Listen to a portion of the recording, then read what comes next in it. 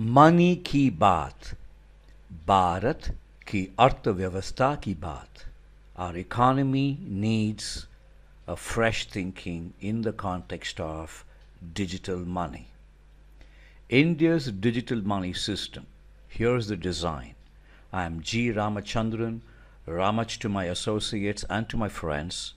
My email is indiagrow@gmail.com and my Twitter @ramachgramach.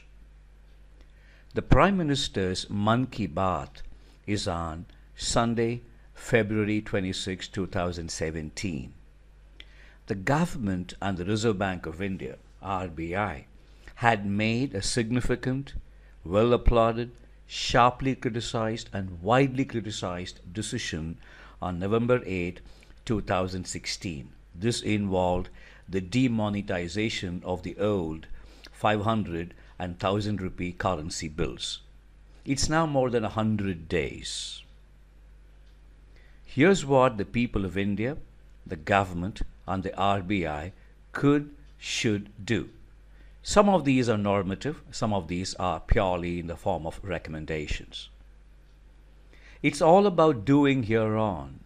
The past is the past. We have to mark ourselves to mark it. When the time to do is at hand, the people should step in and step up. That's the best part of a republic and a democracy. And let's recall that government is an invention of people, and money and taxes are also inventions of people. Government, money, and taxes are humankind's most intelligent inventions, GMT. The recommendations in this presentation are based on the efforts of India Grow since November 10, 2016, and the efforts of its on-the-field associates and collaborators since November 28, 2016. Rinsi Ansalam, Prakash Chaturvedi, Akshay Gaur, Kannan Hariharan, Sunil Joseph, Somasundram Narasimhan, and Yatish Rajawat have contributed significantly to these efforts.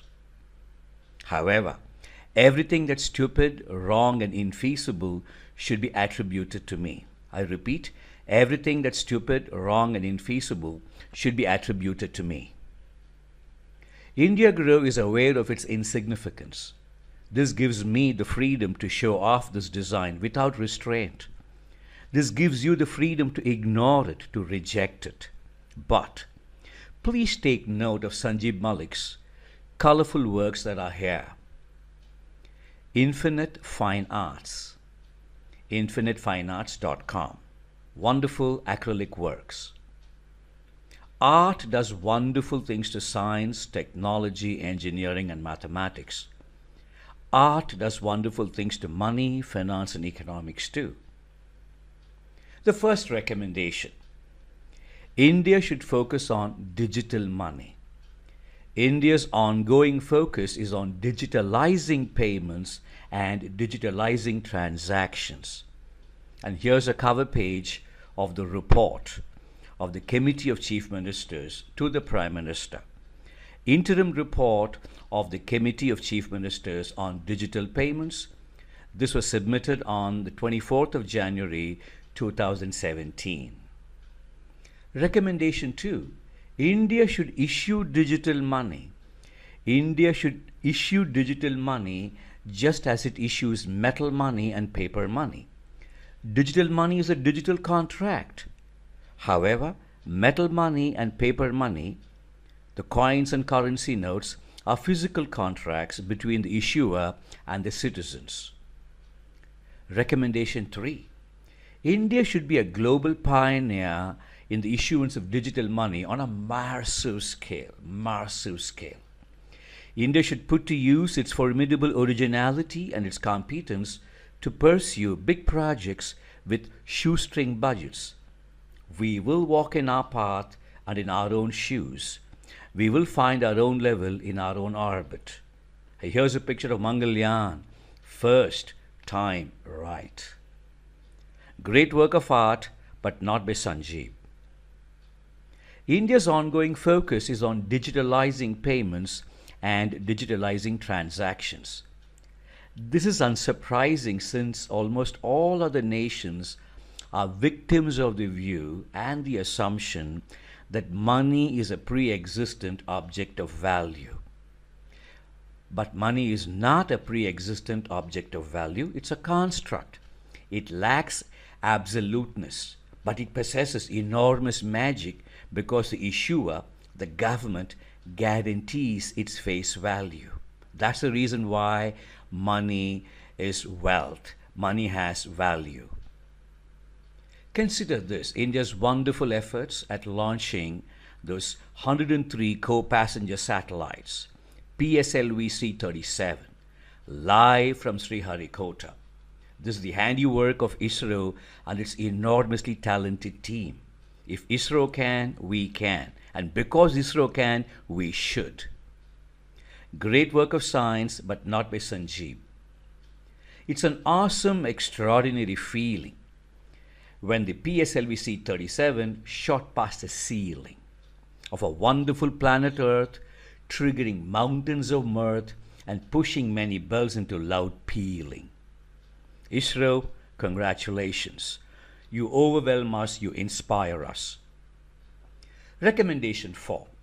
The government should own the digital money system in its entirety. The government should recognize that it continues to be an explicit counterparty, which is, I promise to pay the bearer in every transaction, even though a buyer of a service or a good pays the seller. Money moves on, but the liability remains with the government. The government's liability to B is shifted to S and so on. Government never exits from its position to honor the claim of the bearer. So money is ultimately a liability of government, and government should manage it in its entirety. The government should own the digital money system in India in its entirety.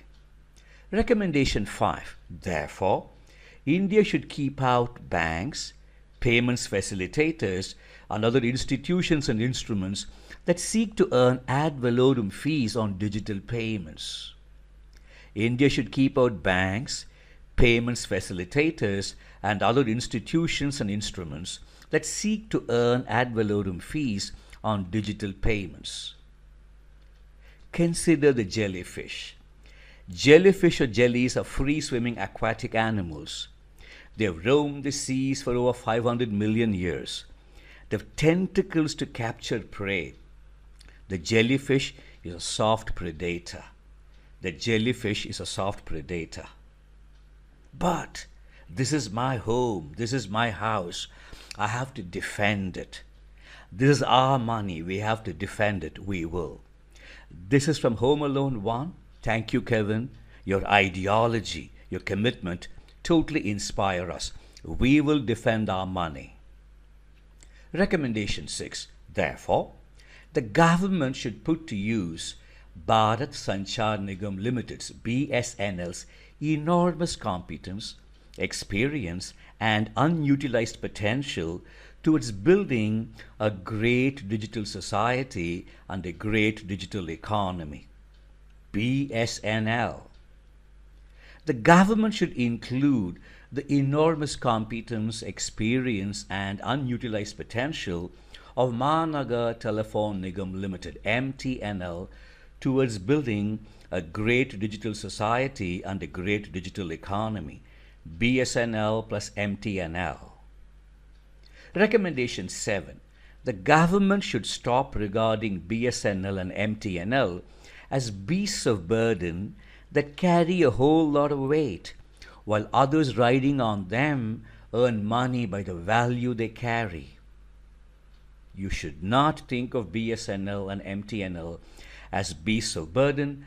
They're strategically important assets. BSNL and MTNL reach millions of homes. BSNL and MTNL together reach thousands of enterprises. They reach homes and enterprises through fixed line telephony, mobile telephony, broadband, and Wi-Fi. They get paid by time and or by weight, yet They got a phenomenal range of competencies. They get paid by time and or by weight. How unfortunate. While the digital payment service providers that use their networks and those of other telecommunication companies, the telcos, charge their customers by value.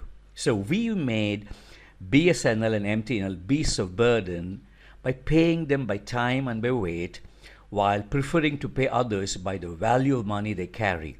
How unfortunate. Recommendation 8. The government should put the horse before the cart. The government and the citizens should release themselves from the carpetbaggers. Recommendation 9. The central government should regard BSNL and MTNL as its networked bank and banking network. Recommendation 10. The state governments too should regard BSNL and MTNL as their network bank and banking network. The result? BSNL and MTNL would bring together households, enterprises, the central government and the state governments. BSNL and MTNL would bring together households, enterprises, and all service providers affiliated to the central government and the state governments. We now have India's most inclusive, most expansive, most penetrative, and most robust digital network. The bigger result? We now have India's most inclusive, most expansive, most penetrative, and most robust digital network. And this digital network will transmit, process, store, retrieve, and attribute everything that is digital and anything that can be digitized, including documents. And look at this, all expansive, all inclusive, most penetrative, most robust. It covers digital money and anything that can be digitized, including documents. Therefore, realization 1. Government would know that a transaction has two sides, the seller and the buyer. Government would know that a transaction has two flows, the payment to the seller and the delivery of the goods and or services to the buyer. The issuance of digital money obviates the need to digitalize or digitize payments. Why would you want to digitalize something that's already digital? Therefore, the central and the state governments can focus their attention on the digitalization or digitization of the delivery of the goods and or services to the buyer. Recommendation 11. Therefore, the central and the state governments should regard this inclusive, expansive, penetrative, and robust digital network as the shared fiscal network and shared fiscal process for the rollout and the management of the Goods and Services Tax or GST. Very important. We now have a means and the mechanism to consider rolling out and managing GST as well. Realization 2.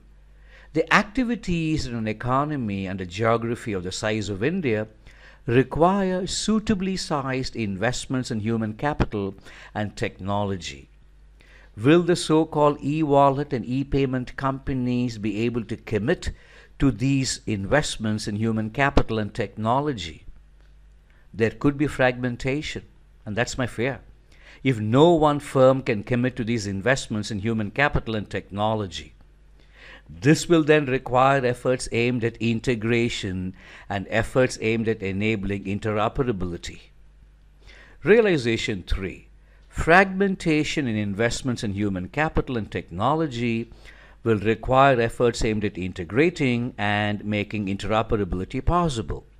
Yet, these efforts will address merely the payment side of a transaction. A clutch of e-wallet and e-payment companies will yet leave the goods and services side of a transaction unattended. Very clearly, they do not address the goods and services side of a transaction. Recommendation 12, therefore, the enormous economies of scale and the formidable economies of scope make it possible for the MTNL plus BSNL or BSNL plus MTNL network to price its digital money service and digitalized documents, voice and video services on data speed and data volume. They will be pricing their services on data speed and data volume. The government should not adopt the ad valorem model for pricing the services of the BSNL plus MTNL network. And now consider this. Facebook is free, WhatsApp is free. What are they up to? They gain their revenues by advertisements. I believe that BSNL plus MTNL network, with its very wide range of services, especially those pertinent to digitalized documents, would be able to draw advertisers. Very important source of revenue, and therefore the digital money platform will be priced on the basis of data speed and data volume. Almost all the services pertinent to GST would subsequently be priced on the basis of data speed and data volume, not on the basis of ad valorem. That's ridiculous, really. Ad valorem is ridiculous. Absolutely ridiculous and unacceptable. Therefore, reform number one. The government should set an example. It should reform the money order charges levied by India Post. The digital transmission of money through India Post involves data transmission that's unrelated to the value of the money order. Yet the government charges money order fees based on the value. The ad valorem commission earned by the government's India Post provides the wrong model for emulation. Reform number two. The Reserve Bank of India could cause a reform in the issuance of bank drafts by India's banks. The digital generation and the subsequent clearing of bank drafts involve effort, data and transmission, and data handling. Their collective cost is unrelated to the value of the bank draft issued. The ad valorem commission earned by India's banks provides the wrong model for emulation. We already have two precedents and they need to be corrected. Therefore, the mission. We have a collective responsibility. We should not allow India's digital businesses to convert digital benefits into a digital burden. It will be appalling. Consider the enormous savings. The all-inclusive cost of investing in and operating India's digital money system is considerably lower than the all-inclusive cost of operating India's cash money system. The savings are enormous. This explains the incentive based on the interest rate on savings deposits in my video on November 28, 2016. The P% model is based on the interest rate on savings deposits. 17 videos have been published before the 18th that you're now watching. We have traveled a long distance and we are ready for the digital money system. India is now mission ready. It's up to us to move on to countdown. Thank you for your time. Thank you for watching the 18th video in this series. My email is indiagrow@gmail.com and my Twitter @ramachgramach.